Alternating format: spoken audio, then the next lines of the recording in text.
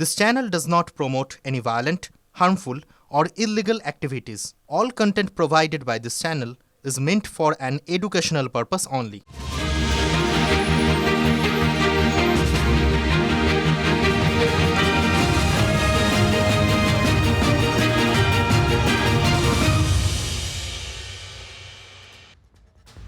এবার ঠোঁটকাটা স্পেশাল আপনাদের আরও একবার স্বাগত জানাই। আপনাদের সঙ্গে আমি রাজা চট্টোপাধ্যায়। কবির সুমনের গানের লাইনটা একটু অদল বদল করে যদি গাওয়া যায় এইভাবে, 1 কাপ চায়ে চাই 2 কিলো আলু। ভাবছেন মজা করছি? মজা করছি না মোটেই। সত্যি সত্যি সেই কাণ্ড ঘটছে। দামি কোনো দোকানে নয়, হুগলির গোঘাটের দোকানে দোকানে এই কাণ্ড ঘটছে। ঠিক গোঘাটের একটি চা দোকানে উঠে এলো এমন চিত্র যেখানে এই আলু দিয়ে চা খাচ্ছে, আলু দিয়ে চাষিরা চা খাচ্ছে। বিনিময় প্রথা ফিরে এলো, আলু দিয়ে চা খেতে হবে। আগে যেরকম বিনিময় প্রথা ছিল আদিম যুগে, সেরকম কি বিনিময় প্রথা ফিরে এলো? এখানে আলু দিলেন কেন? আলু দিলেন কেন চা দোকানে? চা খাওয়ার জন্য। ক কেজি আলু দিলেন? Kilo 2 2 KG. ক টাকা দাম 2 কেজি আলু? ক টাকা? 5 টাকা হবে না? কত করে বস্তা এখন? 120 টাকা বস্তা। সেখানে 2 কেজি আলু দিয়ে চা খাচ্ছেন, আলু কি বিক্রি হচ্ছে না? না। আর তারা মাঠ থেকে এসে আলু নিয়ে আসছে, চায়ের দোকানে দিচ্ছে এবং তারা চা খাচ্ছে। চাষিরা আলু দিয়ে চা খেলো, আলুর যা দাম সেই হিসেবে তাদের হাতে পয়সা নেই চাষিদের হাতে, তাই দোকানে চায়ের দামে তার বদলে আলু দিয়ে চা খায়। আলু তো বিক্রি হচ্ছেই না, বাজারে পড়ে আছে রাস্তার ধারে, সব মাঠে ঘাটে সব চারিদিকেই আলু পড়ে আছে, কেউ কুড়োচ্ছে না মাঠে আলু। এইখানে এই আলু এনেছে, চাষি আলু এনেছে ব্যাগে করে, যেটা দেখতে পাচ্ছি ব্যাগে করে আলু এনেছে এবং এই আলু চায়ের দোকানে জমা দিচ্ছে, তারপর এখান থেকে চা নিচ্ছে। এই তো চায়ের দোকানে চা খেতে আসছে, 2 কিলো আলু দিলে 1 কাপ চা পাওয়া যাচ্ছে। এই অবস্থা সরকার যা করে রেখেছে আমাদেরকে, এই চাষিদের মরা ছাড়া উপায় নাই। ক্রমশ আলুর দাম নিম্নমুখী, আর আজ বাজারে আলুর দাম 120 টাকা বস্তা। চাষিরা হাহাকার উঠেছে চাষিদের মধ্যে। কেন এমনটা হবে? যেখানে সরকারি ন্যায্য মূল্য আছে, সহায়ক মূল্য আছে, সহায়ক মূল্য দিয়েও আলু কিনছে না সরকার। চাষি মহলে ক্ষোভ যে সরকার যদি তাদের পাশে দাঁড়াতো তাহলে এই জিনিসটা হতো না। দেখছেন আলু চাষিদের অবস্থা। আপনি তো রোজ বাজার করতে যান, বাজারে 2 কিলো আলুর দাম 40-50 টাকা। 2 কিলো আলু দিয়ে আলু চাষি কিনছেন 5 টাকা মূল্যের চা। বলা ভালো কিনে খেতে বাধ্য হচ্ছেন। বিনিময় প্রথা। আসলে আলুর বাজারে ধসা রোগে বিপর্যস্ত, একদম শুয়ে পড়েছেন কৃষকরা। দাম নেই, বিক্রি নেই, সরকার নেই, ব্যবসায়ীরাও নেই। আবার আলু বেশি দিন যদি খেতে ফেলে রাখা যায় তাহলে সেটা পচে যাবে, ফলে সেটাও সম্ভব নয়। আলুর বাজারে এই ধসা রোগটা কেন বলুন তো? রাজ্য সরকার ঘোষণা করেছে প্রতি কুইন্টাল 950 টাকা দরে কৃষক পিছু 35 কুইন্টাল অর্থাৎ 70 বস্তা করে আলু কিনবে সরকার। সরকারিভাবে ঘোষণা হয়েছে 950 টাকা কুইন্টাল হিসেবে চাষিদের কাছ থেকে সরাসরি আলু কিনবে সরকার, কিন্তু সরকারি লোকজনদের মাঠে দেখা যায় না। দিদিমণি যে বক্তব্য রাখছে 950 টাকা দিয়ে আলু কিনবে, তার কোনো প্রতিক্রিয়া নাই, তার কোনো ব্যবস্থা নাই। সরকার এখন টুঙ্গে উঠতে বসে আছে। সরকার সে বসে বসে ফুটুনি মারাচ্ছে, মর্নমানে বসে বসে। ভোটের চমক কিনা জানিনি, তবে কৃষক আর সরকারের পাশে থাকার মতন কৃষকের আর পরিস্থিতি নাই। দিদিমণি প্রতি বছরই বলে, তার কোনো ব্যবস্থাই করে না। আমরা তো আজ অবধি দিদিমণির ওই ডিক্লারেতে 1 বস্তা আলু দিতে পারি। সরকারকে বরং বলবেন চাষিদিকে একখানা করে দড়ি পাঠিয়ে দিতে, যাতে ওই আমাদের ওই চাইনি, লক্ষ্মীর ভাণ্ডার চাইনি। আলুর বাজারে ধসা রোগের এটাই একমাত্র কারণ নয়। সরকারি সিদ্ধান্তে অন্য রাজ্যে আলু পাঠানো বন্ধ, তাই ব্যবসায়ীরাও আলু কেনায় উৎসাহ দেখাচ্ছেন না। জমিতে পড়ে থাকা আলু কুইন্টাল প্রতি 240 টাকা দরেও কেনার লোক নেই।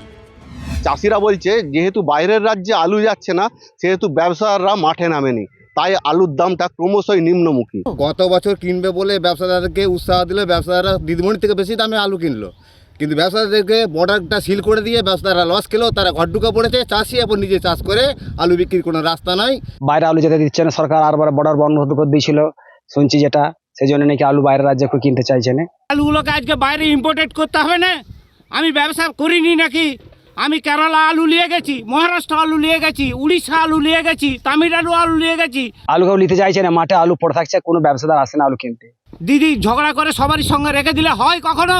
বিঘেই 10-12 থেকে 13,000 টাকা লস হচ্ছে। চাষের খরচ বেড়েছে, ঋণ নিয়ে চাষ করেছেন কৃষকরা। এবছর আলুর ফলনও বেশি হয়েছে, কিন্তু কিনবে কে? চাষিরা পড়েছেন মহা ফাপড়ে। চাষিরা বাধ্য হয়ে হিমঘরমুখী হচ্ছে, আর হিমঘরে পাঠাতে গেলেও প্রায় 70 থেকে 80 টাকা করে এক্সট্রা খরচ হচ্ছে।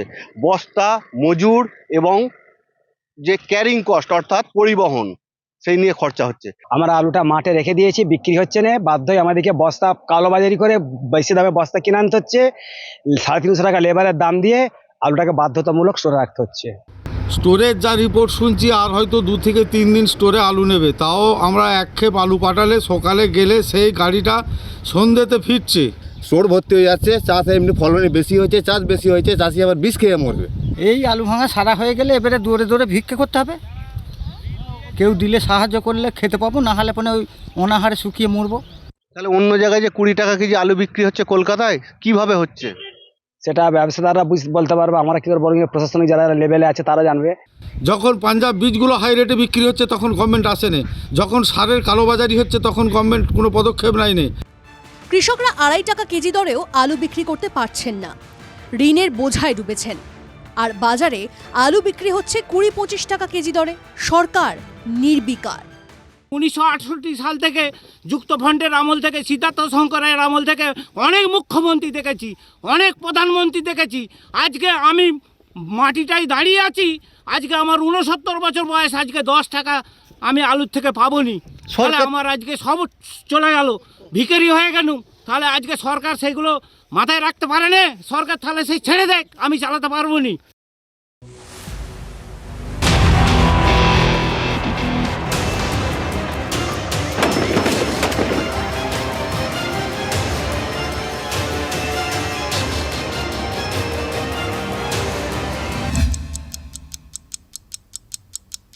আমি সশরীরে আমার বাড়ির পুজোতে হাজির, সেখানে আমি ঝামেলা কী করে করতে যেতে পারি?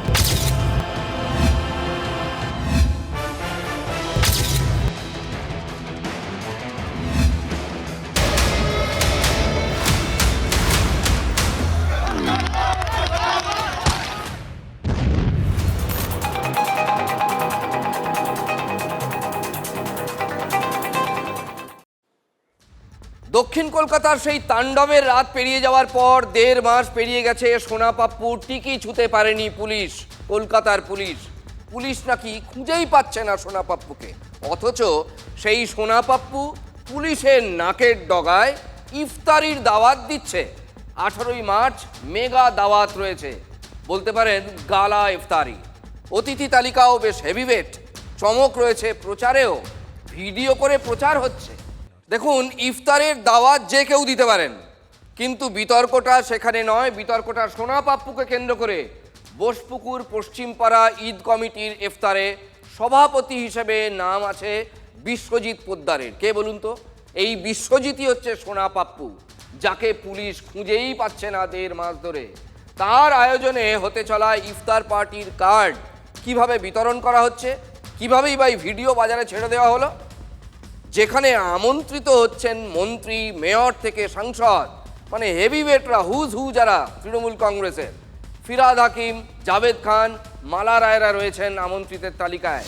পুলিশ কি এবার অন্তত সোনা পাপ্পুর নাগাল পাবে, নাকি সোনা পাপ্পু এই শাসক যোগ দেখিয়েই পুলিশের হাতে একটা অদৃশ্য হাতকড়া পরিয়ে রেখে দিয়েছে? তাকে দেখা যায় কিন্তু ছোঁয়া যায় না, মানে পুলিশ ছুঁতে পারে না। রুলিং পার্টির পাওয়ার পলিটিক্স। না হলে আপনি বলুন তো, দক্ষিণ কলকাতার ওই রকম একটা পশ জায়গায় কাঁকুলিয়া কাণ্ডে 23 জন গ্রেফতার হলেও সোনা পাপ্পু গ্রেফতার হলো না কেন এতদিন ধরে? যদিও পরে 17 জন জামিন পেয়ে গিয়েছে এই ঘটনায়, কিন্তু অ্যাটলিস্ট গ্রেফতার তো করেছিল তাদেরকে পুলিশ। পাপ্পুকে পুলিশ ছুঁতে পারলো না। এবার বোঝা যাচ্ছে আসল পাওয়ারটা কোথায়। সোনা পাপ্পু নামটা শুনলেই এটা কি সুন্দর, এটা দুষ্টু মিষ্টি ব্যাপার, ওরা ওদের মধ্যে চালিয়ে যাচ্ছে। যে পুলিশ তৎপর হচ্ছে না কে বলেছে? আজকালকার প্রযুক্তির যুগে অনেকে প্রযুক্তির অপব্যবহার করেন। পুলিশ স্ট্রেস করছে, নিশ্চিত থাকুন খুঁজে পাওয়া তো যাবেই, তার সাথে কোনো ক্রিমিনালের ইফতারে আমাদের রাজ্যের কোনো বলিষ্ঠ নেতৃত্ব তারা কেউ উপস্থিত থাকবেন না, কারণ আমাদের সরকারের পলিসি অন্যায় যে করবে তার জায়গা হবে জেলের পেছনে। তাহলে শাসক দলের কোনো নেতা বা মন্ত্রী সোনাপাপ্পুর দেওয়া এই ইফতারিতে থাকছেন না, বিড়ম্বনা এড়াতেই এই নিরাপদ সিদ্ধান্ত? আমার কাছে কোনো ইনভিটেশন কার্ডও আসেনি, আর আমি কে করছে আমি নাম আপনার কাছে নামটা শুনলাম, আমি চিনিও না তাকে। সুতরাং আমার যাওয়ারও প্রশ্ন নেই, কারণ আমার সাথে কোনো সম্পর্ক নেই, আর আমার কাছে কোনো ইনভিটেশনও আসেনি। ওখানে যদি কেউ কোথাও কোনো গলিতে স্বাগতম লিখে দেয় তাতে আমার তো কিছু করার নেই, কিন্তু কোনো ইনভিটেশন আমার কাছে আসেনি। ফিরহাদ হাকিম ওই ইফতারিতে যাচ্ছেন না, তার মুখ থেকেই শুনলেন কলকাতার মেয়র সোনাপাপ্পুকে চেনেনই না। আমি একটু বিস্মিত বোধ করছি এবার, কিন্তু আমন্ত্রণও পাননি। তাহলে মেয়রের অনুমতি না নিয়েই কি আমন্ত্রণপত্রে সোনাপাপ্পু ফিরহাদ সাহেবের নামটা ব্যবহার করে দিয়েছেন? এত সহজ? আমি আমার বাড়িতে যদি বা আমি আমার কোনো ক্লাবে ফিরহাদ সাহেবকে আমন্ত্রণ জানালাম, তাকে কিছু জানালামই না, তিনি আমাকে চেনেনই না, আমি নেমন্তন্ন কার্ডে খোদ কলকাতার মেয়রের নাম লিখে দেব? এত উদ্ধত আমার হতে পারে? আমন্ত্রণপত্রে মদন মিত্র, জাভেদ খান, বৈশ্বনাথ চট্টোপাধ্যায়, ফয়াজ আহমেদ খানদের নাম রয়েছে। তাদের ক্ষেত্রেও কি সম্মতি নেওয়া হয়েছিল, নাকি নিজের প্রভাব খাটাতে এবং প্রভাব বোঝাতেই ওজনদার নামগুলো বসিয়ে দিয়েছে সোনাপাপ্পু এবং তার টিম? হিমন্ত আমাকে যে কেউ করতেই পারে, রক্ষা করবো কি না করবো আমার দায়িত্ব। ওটা অর্গানাইজার হলো শেখ বাচ্চু, ওকে, আমি যতদূর জানি। আমাকে যেটা ওরা নিমন্ত্রণ করেছে, একটা এই অনুষ্ঠান, ধর্মীয় বা সামাজিক যাই বলুন অনুষ্ঠান, এই অনুষ্ঠানে আমরা এর আগেও গেছি এবং সেখানে আমরা ছাড়াও বিধায়ক থেকে শুরু করে অন্যান্য যারা কাউন্সিলর তারা সবাই ওখানে থাকে। আপনি আমায় বললেন, বিষয়টা নজর করে বুঝে শুনে সিদ্ধান্ত। পুলিশ তো মনে করুন আপনার নাম যদি, আমি জানি না এই ক্ষেত্রে ওর নামটা কিভাবে দিয়েছে, পুলিশ তো তদন্তে যদি সত্যিকারের কেউ ইনভলভ থাকে নিশ্চয়ই তাকে ব্যবস্থা নেবে। আর যদি আমার নামটা কেউ ড্রপ করে দেয়, আমি না থাকলেও যদি আমার নামটা ঢুকিয়ে দেয়, পুলিশ যদি বিবেচনা করে যে আমি ছিলাম না অথচ আমার নামটা ওখানে দিয়ে দেওয়া হয়েছে, পুলিশের সেটা ইনভেস্টিগেশন এজেন্সির সেটা প্রেরোগেটিভ যে আমাকে কাস্টাডিয়াল ডিটেনশনের জন্য সে হেফাজতে নেবে কিনা। এটা তো আইনের প্রশ্ন, আমি আইনজীবী হিসাবে এইটুকু বলতে অবশ্যই। সোনাপাপ্পুর সুরেই কি আজ ফের একবার সুর মেলালেন বৈশ্বনাথ চট্টোপাধ্যায়? কাকুলিয়া বোমাগুলি কাণ্ডে মূল অভিযুক্ত এই সোনাপাপ্পু ওরফে বিশ্বজিৎ পোদ্দার ভিডিও পোস্ট করে দাবি করেছিলেন তাকে ফাঁসাতেই নাকি অভিযুক্ত হিসেবে ওই ঘটনায়, ওই যে গুলি চলেছিল, বোমাবাজি হয়েছিল, তার নামটা নাকি জুড়ে দেওয়া হয়েছে। তিনি নাকি স্পটেই ছিলেন না, বাড়িতে পুজো করছিলেন, বাড়ির পুজো নিয়েই ব্যস্ত ছিলেন। বৈশ্বনাথ বাবু কি সেটাই মনে করিয়ে দিলেন? বিরোধীরা অবশ্য বৈশ্বনাথ চট্টোপাধ্যায়কে পাপ্পুর ত্রাতা বলেই মনে করেন। সোনাপাপ্পুর এই ইফতারি আমন্ত্রণ প্রকাশ্যে চলে আসায় শাসক দল কিন্তু যথেষ্ট বিড়ম্বনায় পড়েছে। পুলিশের মজবুরির জায়গাটাও কিন্তু বেআব্রু হয়ে গেল। যাকে নাকি পুলিশ খুঁজেই পাচ্ছে না, তার টিকিও খুঁজে পাচ্ছে না, সে কিভাবে এত বড় ইফতার এবং ঈদ উপলক্ষে অনুষ্ঠানের আয়োজন করতে পারে? তার নাম কিভাবে কার্ডে থাকতে পারে? মূল আয়োজক হিসাবে সোনাপাপ্পু ওরফে বিশ্বজিৎ পোদ্দারের নাম। আর তো কিছু গোপন রইল না, গোপন কথাটা তো ওপেন হয়ে গেল। ফিরহাদ হাকিম সাহেব এবার ইফতার করতে যাবেন কিনা সোনাপাপ্পুর কাছে, বা সোনাপাপ্পুর নামে আয়োজিত এই ইফতার পার্টিতে, সেটা উনিই জানেন। আইনের পথে চলবে, এগুলো নিয়ে কিছু হয় না। বা ফিরহাদ হাকিমকে স্বাগতম জানানো অস্বাগতম জানাতে কিছু হয় না, আইনের পথে চলবে। কিন্তু উনি যতই মুখে বলুন সোনাপাপ্পু কোথায় আছে উনি জানেন না, কিন্তু বা ওনাকে চেনেন না, কিন্তু কোথায় আছে এটা উনি জানেন, এবং এই পাপ্পু ওনার সোনাও।